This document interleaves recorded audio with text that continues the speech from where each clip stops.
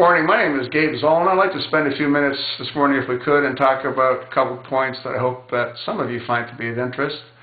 The news media is reporting that the Obama administration, right after the debate that President Obama had with Governor Mitt Romney, President Obama accused Governor Mitt Romney of being phony.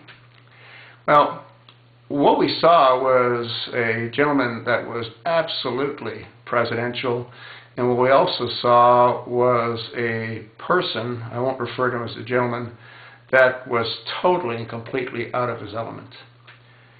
The movie that was made by Clint Eastwood many, many years ago, Dirty Harry, there was an expression in there that Clint Eastwood's become famous for, and what he said was, quote-unquote, a man has got to know his limitations.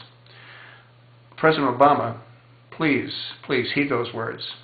You have shown the entire world that you, in fact, should not be where you are. What's truly amazing is that the very, very next day after that dismal performance that Obama gave, he appeared as if though he was a deer at night with headlights shining in his eyes. The very next day, he appeared as if he was a Greek orator. His head was going from side to side to side to side as he was reading what his speechwriters wrote for him the evening before as his attempt to try to redeem himself. The problem is that there was such a dramatic contrast between the two. All right? I mean, if he would have been half okay, maybe, but there was such a dramatic contrast that nobody in their right mind would believe that he was capable of speaking the way he did the following day. The reality is, if we reflect back on videos that we see that that President Obama has made, I have a tough time actually calling him President Obama.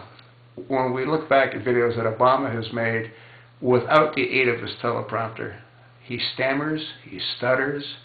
I don't believe he's capable of putting 3 words together that make any sense without inserting a ooh, ah, ee, ah end or ah. It's insane. And to allow this farce to continue is also insane. The other point I'd like to discuss for a moment is that there's now concerns that if Obama does lose the election, that there'll be riots. Well, that's why we have our military. That's why we have our National Reserve.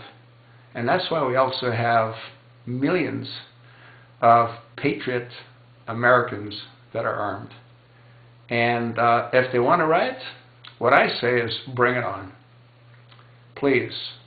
November 6th is a critical, critical, critical day in the lives of not only us, but our children, our children's children, and their children.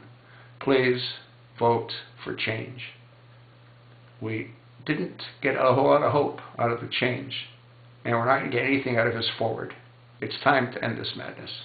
Please do the right thing. Thank you.